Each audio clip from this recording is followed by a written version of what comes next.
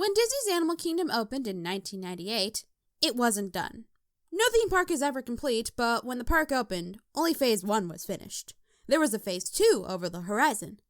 But to placate guests, they needed something to fill the void until they could get the ball rolling. That was how Camp Mini Mickey came to be. There were various character meet and greets and 2 live shows.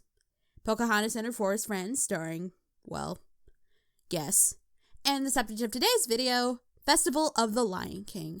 What was originally meant to be a placeholder, Festival of the Lion King was so well made that it extended the lifespan of its entire pavilion. It's possibly the only Disney attraction to outlive its land, continuing to entertain guests even as the walls came up around Camp Mini Mickey. To this day, it's one of the most popular shows on Disney property. How did it do so well? What about it makes it so special? Well, sit back and let the circle of life continue as we find out together. And please stay tuned to the end of the video for an important message. The history of Festival of the Lion King begins with the source material, the 1994 animated film, The Lion King. It was a gigantic hit, the highest grossing film of 1994, and the highest grossing animated film of the time. Even today, it's still up there. With that success came many a theme park tie-in. At Disneyland, there is a parade to promote and celebrate the film, featuring complex floats with large puppets. When the parade ended, the floats were put into storage, left until they could be repurposed or even reused. Put a pin in it. As said before, Camp Mini Mickey was a placeholder for a more ambitious land, Beastly Kingdom. The history and mishaps of Beastly Kingdom could be covered in its own video, but this never-built land was intended to feature mythical animals. Have you ever wondered why there's a random dragon in the Animal Kingdom logo? That's why. Africa and Asia covered animals of today, Dinoland covered animals of the past, Beastly Kingdom would have covered animals that never were. But with shrinking budgets, focus was shifted to finishing Dinoland USA for opening day, which left Beastly Kingdom and the Asian Pavilion to be completed at a later date. This meant that Animal Kingdom's opening day attraction lineup was slim. There was Kilimanjaro Safari, Dinosaur, It's Tough to Be a Bug, and that was basically it. There was plenty to see, but as far as the immersive attractions that guests had expected, there wasn't a ton. And that's where Camp Mini Mickey came in. The land was headed by the entertainment division, in charge of shows, characters, parades, etc. So, they had to come up with something fun to eat up the crowds. This meant meet and greet opportunities and live shows. And at a park dedicated to animals, Lion King was an obvious choice to adapt. After all, its music is well known and loved by fans, and it had been successfully adapted for theater in the past. Legend of the Lion King played at the Magic Kingdom for many years, retelling the story using life-size puppets. And of course, there was the Broadway musical that won like a million Tonys and has been playing forever. And they have those 3 or 4 floats from the Disneyland parade sitting in a warehouse. Utilize them and half the work has already been done. But therein lies the problem. It's been done. If they were going to do another live show, it had to be something unique. So, the writers and directors went a different route than doing a cut and dry retelling, with show director and writer Reed Morgan Jones saying the following. The popularity of the film provided an immediate emotional recall to each of the musical numbers. This familiarity would allow us to move forward on a unique conceptual path that would focus more on the essence of the film and not the story. Festival of the Lion King opened with the rest of Disney's Animal Kingdom in April of 1998. For as much passion and effort that went into the project, I don't think they expected it to last for as long as it has. The show begins with 4 MCs taking center stage. Kiyume, meaning masculine and strong, Nakawa, meaning good-looking, Kibibi, meaning princess, and Zawadi, meaning the gift. They and the rest of their troupe have traveled all around and have come here to perform for you, and if you know the words, you can join in too.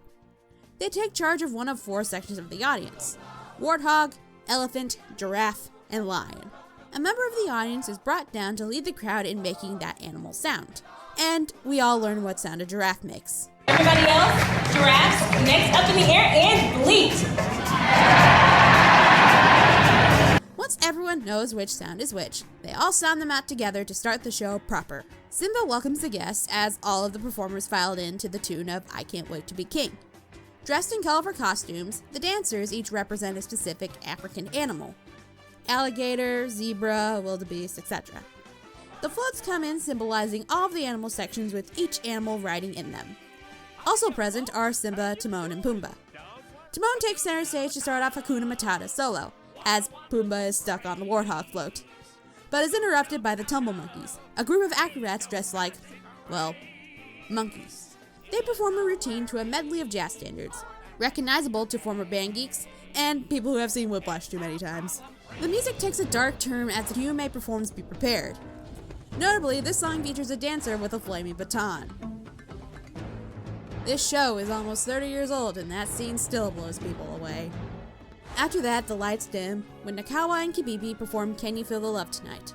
Two performers dressed as birds fly around the stage on strings.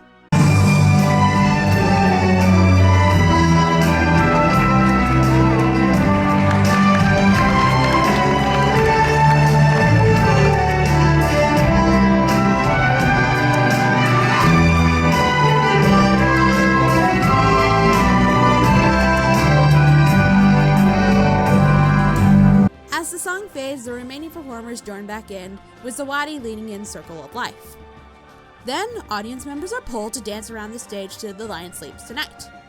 The show concludes with a final medley of all the film's songs, featuring all of the show's performers. Everyone takes their bows, and the guests are let out.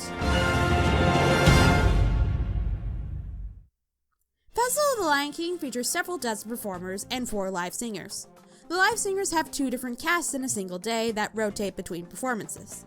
Simba and Pumbaa are performed by puppeteers within the old floats, while Timon is his usual walk-around character. And in 2009, he was upgraded with an articulated mouth that could mouth along with the lyrics. The show was a huge success and may have single-handedly kept Camp Mini Mickey around long past its prime. The land was really basic and barren, but the show was so popular that they had to keep it open. The show also got a cast album, which can still be found at gift shops in the park today. It played at Camp Mini Mickey for 16 years until the land closed in 2014. While Beastly Kingdom never came to be, in its place came Pandora, the World of Avatar. The show went on hiatus for 6 months until it reopened in the Africa Pavilion at a new theater, where it plays to this day. To date, it is the only Disney attraction to outlive its original pavilion and is one of the longest running attractions at Disney's Animal Kingdom.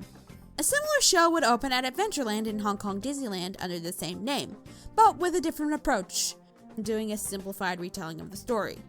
Disneyland Paris would open their own show in 2009, called Legend of the Lion King. But while all these are good in their own right, nothing has surpassed the Animal Kingdom original in terms of popularity or longevity. The original show went on another hiatus in 2020 following the whole... yeah. Luckily, a new version of the show opened earlier this month, May 2021. Some scenes were cut, but its return has brought much rejoicing to Disney fans, and hopefully the original show will be returning to Animal Kingdom very soon. Festival of the Lion King continues to be one of Disney's most beloved shows, performing for over 20 years and still going strong. The framing as a festival is set apart from other stage adaptations, recreating the spirit of the movie and its message, making it a wholly different experience worth seeing for any fan of the film. And of course, the music is incredible. Some of the arrangements might even surpass the originals, like the key change in Be Prepared making the song more intense. It really is a wonderful show. So, next time you're in Harambe, mosey on over to the theater and check it out for yourself.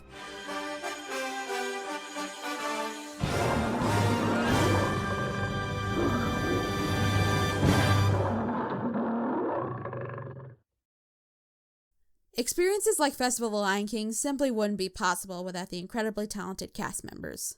Unfortunately, despite all their hard work, many live with food insecurity, and the pandemic has only made things worse.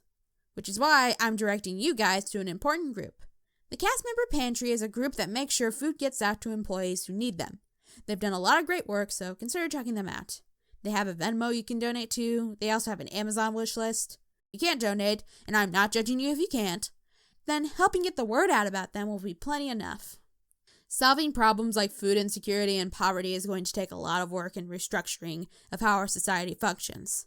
But in the meantime, we gotta support each other. Once again, all of the cast member Pantry's info will be linked in the description. Please consider checking it out. But that concludes the video. Thank you so much for watching as always, and I will talk to you guys soon. Take care.